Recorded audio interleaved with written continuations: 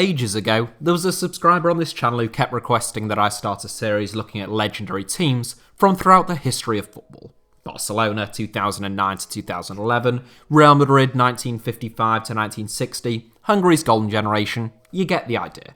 Taking a look at the team's players, tactics, historical context, and so on and so forth. And since their suggestion consistently proved to be popular in the comments, eventually I caved in and said I'd give it a go with one team, and if enough people watched it and enjoyed it, I'd roll it out for some others as a series. Except I never did, because I'm a dreadful liar whose words mean nothing. I actually just put it off for a couple of weeks and eventually forgot, but I wouldn't blame you for considering me to be untrustworthy for the rest of my life.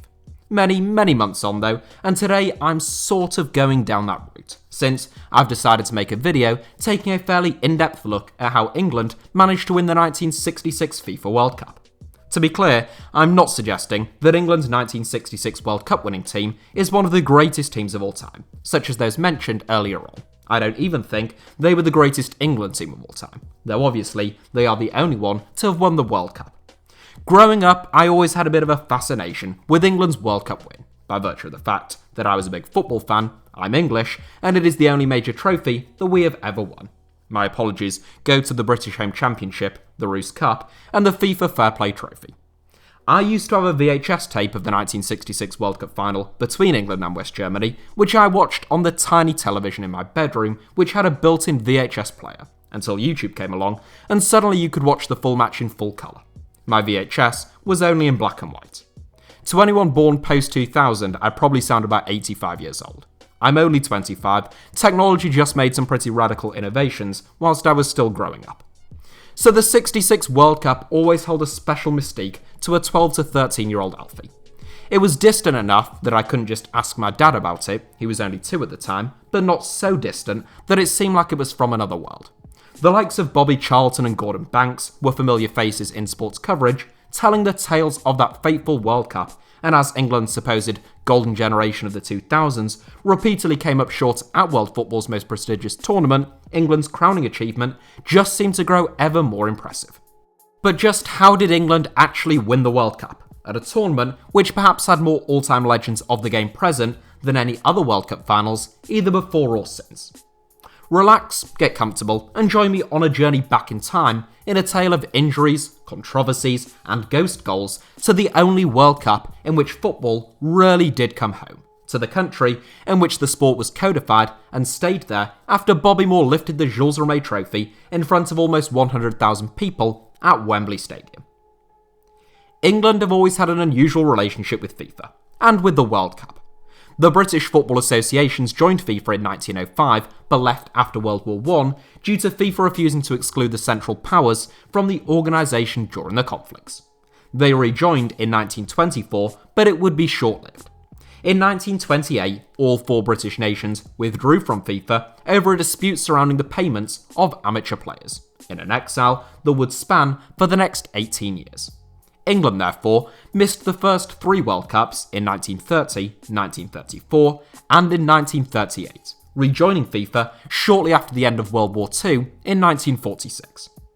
There was an attitude within the British game throughout much of this time that the World Cup was beneath England, who were the aristocrats of the game and couldn't be beaten by foreign opposition. This is widely dismissed as haughty arrogance these days, but England and Scotland were probably the best national teams in Europe, if not the world, during most of the 1930s and 40s. England, for example, played Italy 4 times whilst the Italians were reigning world champions, having won both the 1934 and 1938 World Cups, and not once did the Italians get the better of them. England won 3 of those encounters, one of which was labelled as the real World Cup final within the English press, and drew the other one, cementing a sentiment that the English were still the masters of their own game. However, after 1948, England suffered rather a steep fall from grace, culminating in their humiliation at the hands of the amateur United States at the 1950 World Cup in Brazil. England's first brush with the World Cup had ended in embarrassment, and they wouldn't progress beyond the quarter-final stage at each of the next 3 finals either. In 1954, England fell to then reigning world champions Uruguay. In 1958, they went out in the group stages, following a playoff defeat to the Soviet Union, and in 1962, England were defeated by the current world champions Brazil, who then went on to win their second successive crown in Chile. All four of these perceived failures had been overseen by Walter Winterbottom, who stepped down in 1962. Winterbottom's final act as England manager was to convince the Football Association that his successor should have full control over the national team. Winterbottom had only ever been allowed to coach the players and implement his ideas, but he didn't get to pick the players. That was still carried out by a group of FA selectors. His demands were successful, and his successor, Alf Ramsey, would be able to pick his own England squad following his appointment in 1962, though he didn't formally take charge of the team until 1963. In many respects, it meant that Ramsey was England's first proper manager. A former England international himself, Ramsey took charge of the national team a decade after he had won the last of his 32 caps for the national team at right back.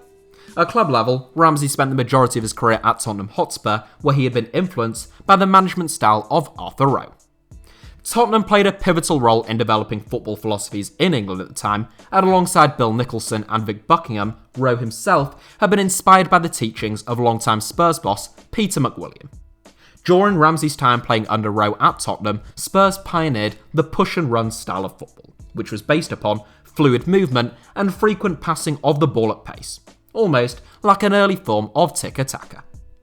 It was an enormous success, and Tottenham became the first team to win the Second Division and First Division titles in successive seasons. Ramsey was heavily influenced by this success, and became something of a footballing idealist. He felt that there was a certain way football should be played, but upon his first appointment at 3rd Division Southside Ipswich Town, he discovered that the players at his disposal weren't talented enough to play the style of football he wanted.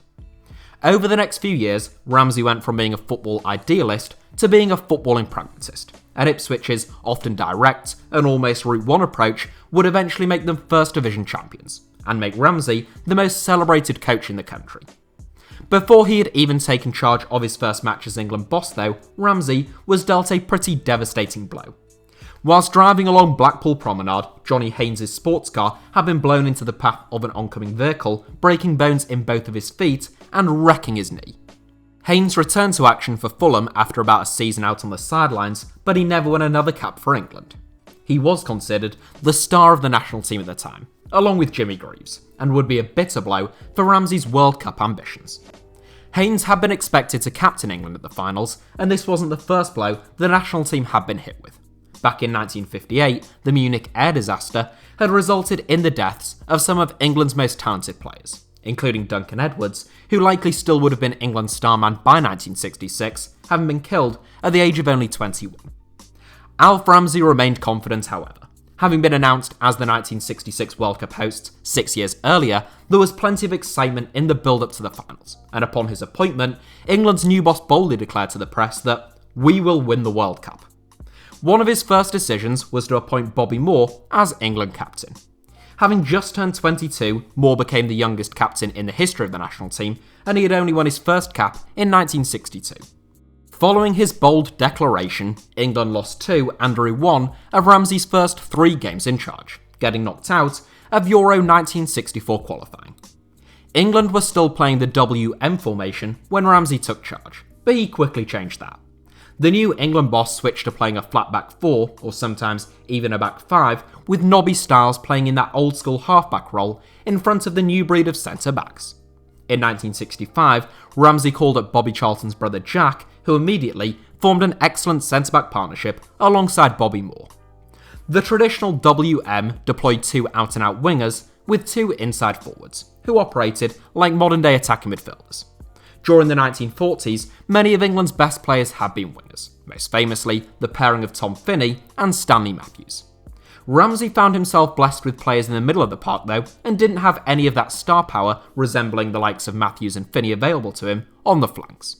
As mentioned, Ramsey was a pragmatist by this stage, and in a move his younger self would have despised, he decided to go without anyone on the wing at all.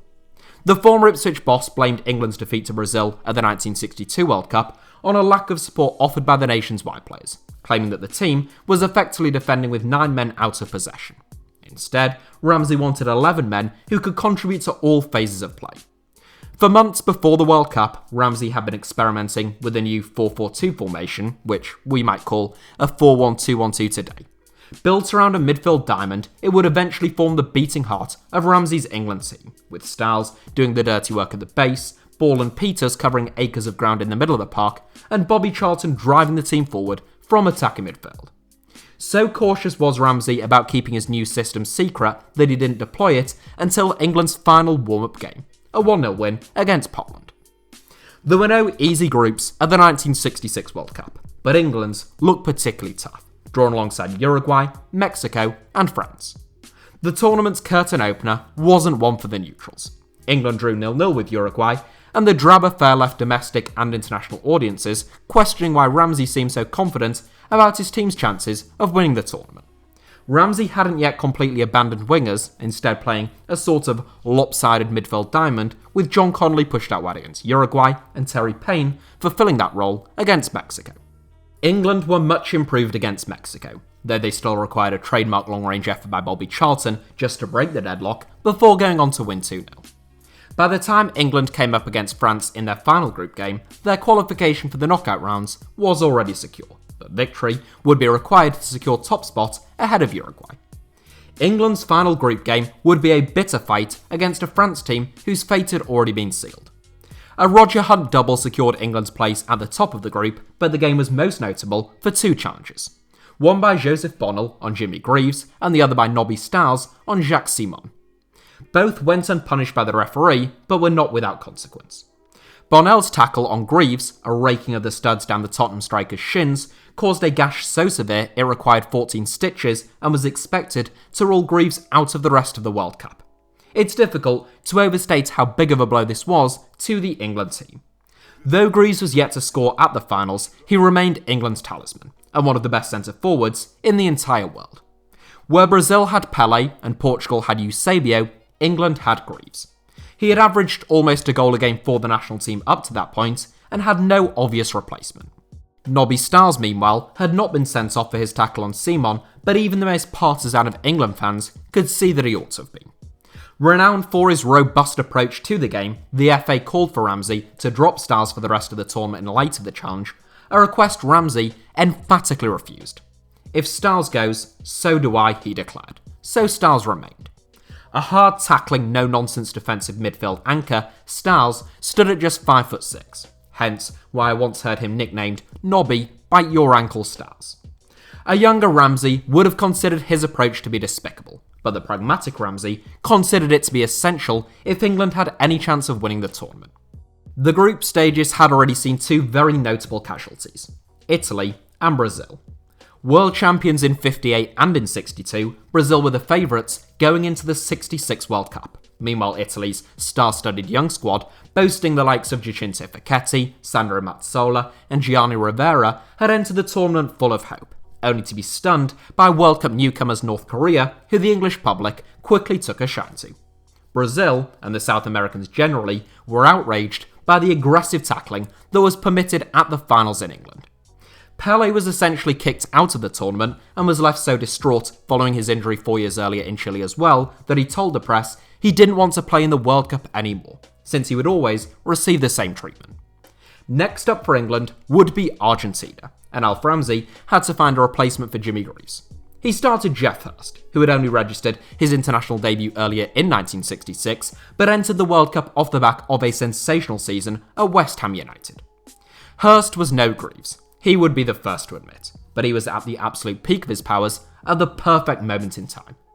It was also the first time Ramsey played without any recognised wide players at all, deploying a narrow midfield diamond. Argentina had a team packed full of flair and skill, but little of it was on show from either side in the quarter-final. Stiles was as feisty as ever, and Argentina's performance was marred by a string of petty fouls. Captain Antonio Ratin, now a right-wing politician, was sent off for what the referee deemed to be violence of the tongue, despite the German referee not speaking a word of Spanish. Ratin had protested every decision up to the 35th minute and may well have warranted a warning or a caution, but the sending off seemed incredibly harsh. When Diego Maradona scored his infamous Hand of God goal against England 24 years later, many Argentines felt that it was revenge for Ratin's sending off. There had already been accusations that European referees were biased towards European teams at the finals, and towards England in particular, and they only intensified following Ratin's red card. It didn't help that the FIFA president at the time was an Englishman, Sir Stanley Rose. Despite Ratin's early red, it took England until the 77th minute to take the lead, with a goal made at West Ham, as Martin Peters crossed the ball onto the head of World Cup debutant and Jimmy Greaves' replacement, Geoff Hurst, who scored the game's only goal. Jimmy Greaves felt he was able to make a return following that win against Argentina, but Ramsey wasn't convinced, and Hurst had hit the ground running. England's next game was to be a World Cup classic.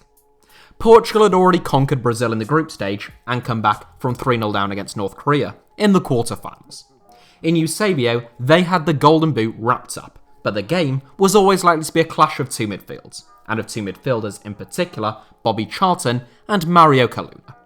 Similar in some respects, both men could run for days and made football look incredibly easy, and both teams played some fine football at Wembley that afternoon. Ultimately, it would be Bobby Charlton who decided the contest. He scored two beautiful goals, whilst Nobby Stiles was tasked with keeping Eusebio quiet. Stiles couldn't quite manage that feat, no one could at the time, but just one goal for the Golden Boot winner secured a 2-1 win for the hosts and a safe passage through to the final. England had been the second favourites going into the 1966 World Cup, behind Brazil, but their opponents in the final, West Germany, had been a real surprise package. Their team was extremely young, as was their star man, Franz Beckenbauer. The 20-year-old central midfielder had been one of the stars of the tournament with his class on the ball and bravery off it up to that point. West Germany only had one player over the age of 30, and that was their goalkeeper, Hans Tilkowski. German boss Helmut Schön considered Bobby Charlton to be England's biggest threat, and as such, he sacrificed Franz Beckenbauer to man mark the Manchester United star. As it happened, Alf Ramsey had the exact same idea, and was willing to forsake Charlton's attacking threat if it meant he could stop Beckenbauer from dictating the rhythm of the game. About 5 minutes into the match, Beckenbauer and Charlton realised that they were both shadowing each other's movements. This continued for the full 90 minutes, with both players effectively cancelling each other out. A lack of creativity wouldn't result in a lack of goals though, as a wet and slippery surface at Wembley bred doubt and mistake among both sets of defenders. Ray Wilson was found wanting first, allowing the ball to drop in the box for German top scorer Helmut Haller, who fired past Gordon Banks. Geoff Hurst cancelled that goal out with a header from a Bobby Moore free kick just 6 minutes later, and the scores remained level until the 78th minute, when the ball bounced in the box and fell to yet another West Ham man, Martin Peters, who fired home from point-blank range. It looked as though England were going to win it, but in the 89th minute, it was another bobbling ball, this time in England's box, which heralded the final goal of regulation time, as centre-back Wolfgang Weber took advantage of a goal-line scramble to take the game to extra time. Banks and Moore felt that there had been a German handball in the build-up to the goal, but replay suggested otherwise. Controversy coloured extra time, just as it had coloured much of England's tournament, and the tournaments of so many World Cup hosts. More than half a century before the advent of Hawkeye, it was just past the 100-minute mark that England regained their lead in circumstances which divide opinions this day. With tired legs abound, Alan Ball's stamina came to the fore as he burst forward and delivered a ball into Geoff Hurst, who took a touch, swivelled, and fired the ball against the crossbar. The ball bounced onto Germany's own goal line, but whether the ball crossed the line, ultimately, we will never know. From the angles I have seen, I have always thought it unlikely, but not impossible. As with the Ratin decision, many Germans felt that their slice of good fortune at the 2010 World Cup against England was revenge for that incident in '66. The tie was put to bed in the final seconds, as Moore sent Hurst through on goal and he fired home his dubious hat-trick, which remains the only hat-trick ever scored in the final of a World Cup. England were world champions, and Ramsey's prophecy had come true. Ultimately, England's path to the World Cup is a tale of injuries, both to their own star men and of their opponents, controversial refereeing decisions, and a slice of good luck. The same is true of most World Cup wins, particularly when the host nations are successful. It was also a success built upon a tremendous goalkeeper and back line who conceded just one goal in 5 games prior to the final, and a brilliant spine which Ramsey utilised by sacrificing any width. Many felt that England actually had a stronger squad going into the 1970 World Cup than they had in '66, but on foreign soil, this time the West Germans, who were slightly more mature by this stage, managed to exact some revenge, beating England 3-2 in Mexico. Following successive quarter-final defeats in 2 tournaments, England failed to qualify for the 1974 World Cup, and Ramsey lost his job. With it, he effectively left management altogether, aged only 54, with the exception of a very brief stint at Birmingham City. He remains the only manager to have won the World Cup with England, with semi-final defeats at Italia '90 and the last World Cup in Russia in 2018, the closest that England have come in the 55 years since. Gareth Southgate is the man tasked with changing that over the course of the next few years, though one suspects he'll attempt it with wingers. So that's it for today's video. I hope you enjoyed it. I suspect not that many people will watch it, but who knows, maybe I'll be proven wrong and I'll be able to make more videos in a similar vein in the future and turn this into something of a series. Thank you all as ever for watching, hit the like button if you did enjoy today's video, let me know your thoughts down below in the comments, and make sure to subscribe and turn on notifications for HITC Sevens.